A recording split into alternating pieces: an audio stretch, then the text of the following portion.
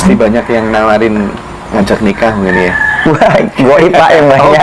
Iya. Makanya saya bingung gitu. Yang kalau goib banyak bisa kan. Kapan terakhir ditawarin nikah dengan gaib? Biasanya mereka tuh nanti ngikut, habis itu boleh nggak ngikut sama selamanya gitu. Nah itu biasanya. Sebenarnya pernikahan goib itu nanti jadi gitu. Oh berarti beneran ya ada orang yang wah ini ngikut aku, tapi pikir hanya cerita-cerita bualan tapi nyata ya Ki ya? Iya. Lah, Pak Hendra kan ada yang ngikutin juga perempuan. Waduh. Belum datang aja ke mimpi. Nanti kalau udah datang ke mimpi baru ketahuan. Cantik ya? Cantik. Sumilu aku gak ada yang ngelek Pak, sorry ya. Saya aku udah perempuan. Nah. Nanti dia kalau udah datang ke mimpi. Gitu ya? Iya, baru nanti jalin hubungan. Emang biasanya begitu? Apalagi kalau udah sampai mimpi basah, nanti ya sudah terikat sudah. Nah, Kanjeng Budi tadi malam kan habis apa? Larungan kalau nggak salah ya? Iya. Ini perlu diluruskan Kanjeng Budi karena banyak orang yang memiliki persepsi ketika larungan itu syirik gitu kan. Karena mintanya kepada Ibu Ratu Kidul, padahal kita punya Tuhan gitu. Nah, bagaimana Kanjeng Budi memberikan edukasi ini terkait dengan larungan yang memang ini kental banget dengan tradisi yang ada di Jawa gitu. Iya. Jadi larungan yang kita lakukan itu kan sebenarnya ucapan syukur. Jadi beda dengan kalau namanya labuhan, kalau kita lakukan larungan. Jadi sebelum larungan tuh saya selalu kasih edukasi dulu kepada orang yang ingin berdoa atau larungan ucapan syukurnya. Jadi yang terpenting cara berdoanya jangan salah. Jadi saya nganjurin tuh ya misalnya untuk mereka nanti berdoa, nanti dia harus mulai dengan passwordnya dulu. Misalnya gini, Bismillahirrahmanirrahim, segala puji sembah kepadamu ya Allah, penguasa dari segalanya, penguasa di atas segalanya. Jadi hamba kesini untuk berdoa kepada utusanmu Kanjeng Ibu Ratu Segoro Kidul. Baru nanti kita bisa masuk permohonan kepada ibunya. Jadi password itu nggak boleh ditinggalin. Nah itu ajaran yang dari guru saya dari awal. Nah itu selama ini tidak mengganggu dalam kebatinan kami tentang agama. Nah terus yang sesaji yang dibawa itu sebenarnya perlambangan dari hati. Jadi saya utamain sesaji utama itu telon suci, mawar putih, melati putih, kantil putih. Itu lambang dari hati tujuannya kepada bersih kepada Gusti Allah. Nah selama ini seperti itu. Nah, ini soalnya kalau apa tuh namanya, kalau kita lihat ya dari password atau doa yang dibaca oleh Kanjeng Budi itu kan, sebenarnya orang di makam-makam wali juga melakukan yang model seperti itu. Iya. Makanya aku pernah kan wawancara beberapa orang gitu yang dia bisa menemukan tempat-tempat keramat atau makam-makam wali itu justru dijadikan sebagai ajang untuk mencari pesugihan. Iya. Jadi tergantung manusianya sih sebenarnya. Betul, kan, iya. ya. Kembali ke situ. Nah, kalau di Jawa Timur kan aku pernah dengar ya ada yang namanya pesugihan kelelawar atau apa gitu ya. Nah itu beneran ada apa enggak? Terus konsekuensinya apa gitu dari kasus-kasus yang pernah terjadi yang dilihat Kanjeng Budi gitu? Itu agak hati-hati ya karena banyak kasus tuh pesugihan itu memang ada mereka lakukan ya karena maharnya juga nggak terlalu mahal ya bisa sekitar berapa puluh juta ya misalnya 15 jutaan atau berapa. Nah itu kebanyakan mereka tuh nggak dapat hasilnya gitu, tapi perjanjian tetap berjalan. Jadi yang selama ini kasus itu mereka udah lakukan pesugihan itu, mereka nggak kaya-kaya, usahanya nggak berhasil, lalu terjadi korban, misalnya kecelakaan keluarganya, sakit parah mendadak langsung meninggal. Nah, saya anjurin hati-hati ya pesugihan itu nggak perlu lah kalau saya pikir gitu nah. Kalau saya sebagai juru kunci selatan ya nggak perlu gitu nah karena konyol sekali gitu nah. Mereka lakukan perjanjian goibnya berjalan. Tapi mereka nggak dapat harta gitu nah, karena si yang lakukan pesugihan itu goibnya itu tidak bisa datangkan harta.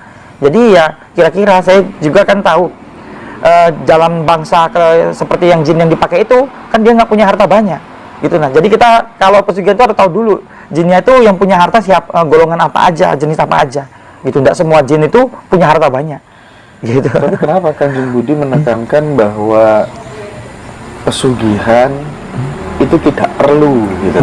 Kenapa? Alasannya apa sebenarnya? Kalau saya bilang pesugihan tidak perlu, karena seperti ini, dari orang yang datang selama ini datang segala lain, sebenarnya mereka tuh hanya butuh keyakinan, peneguhan dari kita di batin mereka, kasih tahu jalan yang apa mereka jalanin, mereka tuh secara manusiawi tuh langsung terjadi, rezeki itu langsung masuk, karena rezeki itu sudah ada di atas kepala. Kalau saya lihat rezeki itu bentuknya tuh seperti marka air dia, itu setiap orang ada, tapi ada yang turun, ada yang tidak, itu aja. Makanya saya anjurin bagi orang-orang yang selama ini mengharap rezeki susah, jam 12 sampai jam 3 pagi itu harus tertidur sebentar, baik 1 jam maupun setengah jam, tapi gelap. Jadi di saat kita tidak sadar, tubuh otomatis bekerja, rezeki itu masuk. Habis itu tinggal lakuin apa yang kita suka atau kerjaan kita, rezeki datang. Kalau dalam konsep agama tertentu gitu ya, ada aku ini sesuai prasangka hambaku gitu kan ya. Terus ada terminologi manusia adalah produk dari pikirannya sendiri gitu. Pikiran adalah mencipta gitu. Ketika seseorang misalnya didampingi oleh juru kunci tertentu, baik yang resmi maupun yang non resmi, kemudian melakukan sebuah ritual, tata cara untuk prosesi pesugihan gitu kan. Ini mindset kan langsung berubah kan Yang Budi. Iya. Waduh, ini nggak lama lagi aku bakal jadi orang kaya gitu. Iya. Jadi antara lisannya, pikirannya, perasaannya dia sudah manunggal. Iya. Ya, akhirnya jadi kaya beneran. Ini kan proses sugesti aja sebenarnya. Mohon maaf ini kalau pikiran saya ya, bukan kemudian terus gaibnya ikut nyarikan harta begitu. Nah, bagaimana dari perspektif juru kunci gitu terhadap pikiran saya tadi kan Yang Budi? Iya. Yang Pak Hendra katakan itu nggak salah, karena kalau saya ini kan tipenya tuh 2 jalan. Saya menggunakan ilmiah dan dunia spiritual atau klinik. Jadi yang Pak Hendra bilang tuh bener banget, karena saya biasanya pendekatan itu dulu. Setelah itu pendekatan itu udah dapat, karena sisi mereka ini punya sisi lain dalam diri manusia, saya masuk juga ke sisi spiritual. Jadi kalau 2 ini digabungin, baru hasilnya bagus. Nah makanya kalau orang datang tuh kan saya mau denger dulu cerita mereka. Dari dia cara ngomong dan lain-lain, saya baru tahu, oh ini orang memang batinnya tuh psikologinya kayak gitu, dia nggak yakin, dia nggak gampang ini. Nah itu nanti saya lihat sisi ini dulu, saya bangkitin dulu. Nah ini perlu sisi yang satu lagi, maka saya bawa. Nah karena tradisi Pantai Selatan ini kan udah lama sekali, jadi banyak sekali memang orang berhasil dalam tradisi ini. Nah baik doa berkah, baik orang yang lakukan pesugihan dan lain-lainnya. Jadi hal ini udah menjadi suatu cerita turun-temurun, membentuk suatu pola pikir baru dalam diri orang. Jadi dalam sisi ilmiah memang psikologi memang seperti itu, tapi sisi batin ini kan manusia ini bertuhan, jadi sisi batin ini tetap juga harus begitu. Jadi saya gabungin 2 itu. Kalau misalnya yang sisi yang seperti Pak Indra tadi bilang nggak dibentuk, nggak bisa juga. Serius, banyak kasus tuh sudah berdoa larungan, udah berdoa kemana-mana, gagal. Karena seperti Pak Indra tadi bilang, gitu, dia nggak dibentuk itunya, ya tetap gitu. Makanya kalau juru kunci itu harusnya kan memang punya pengetahuan lebih. Makanya kan kayak dukun kan dibilang orang pintar, yang datang berarti kan orangnya belum pintar, nggak bodoh kalau belum pintar. Jadi yang Pak Hendra bilang tuh benar sekali, itu dibentuk dulu, baru masuk ke sisi spiritualnya lakukan. Jadi keyakinan tuh double di mereka, rezeki datang. Sebenarnya memang rezeki itu datang di saat batinnya tuh udah bagus. Gitu. Jadi itu sangat ilmiah ya Kanjeng Budi ya, sangat logis sebenarnya ya, karena ya wajar dia bisa cari rezeki dengan mudah. Mentalnya pada saat setelah ritual atau bahkan sebelumnya udah dibentuk sama juru kunci gitu, mentalnya kan langsung berubah dia. Ya kan, mentalnya langsung berubah dari mindset kaya langsung kan. Betul. Nggak ada keraguan, namanya orang nggak ada keraguan kan udah yakin. Waduh. Makanya itu sisi penting yang biasanya beberapa juru kunci lupain. Padahal itulah sisinya kenapa kok juru kunci itu kok banyak yang berhasil. Karena dunia ini kan kita hidup di dunia nyata dan tidak nyata. Jadi kalau bisa kita kuasai dua-duanya.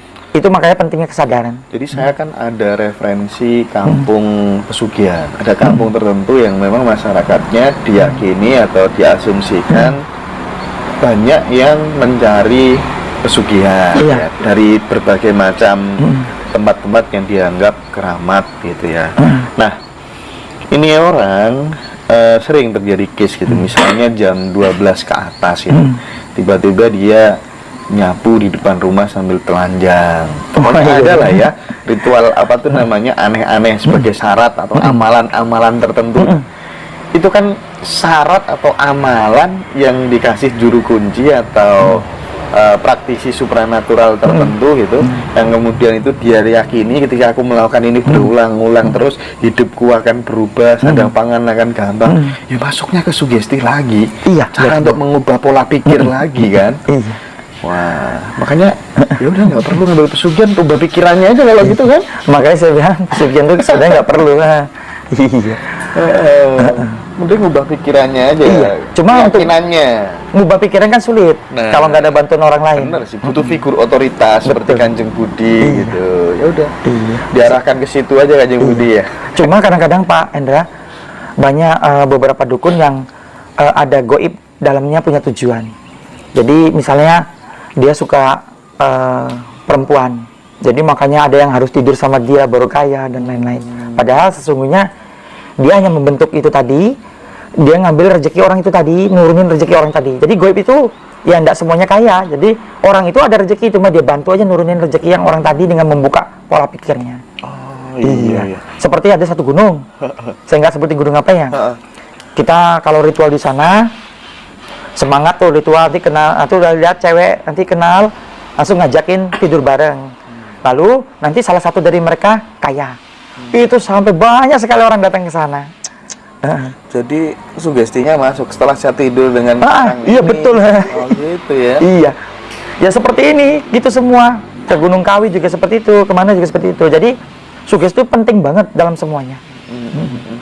Nggak peduli meskipun sudah tidur dengan dukunnya, tapi kalau itu kemudian masuk menjadi sebuah program bawah sadar, ya pasti geser jadi ke realita sebenarnya. Iya, betul. Makanya kalau mau jadi kayak dukun hebat, mereka harus belajar hipnoterapi dan psikologi. Iya, itu penting sekali. Ini ada yang tanya Kanjeng Budi dari Mbak Kristanti. Setiap orang punya rezekinya sendiri-sendiri.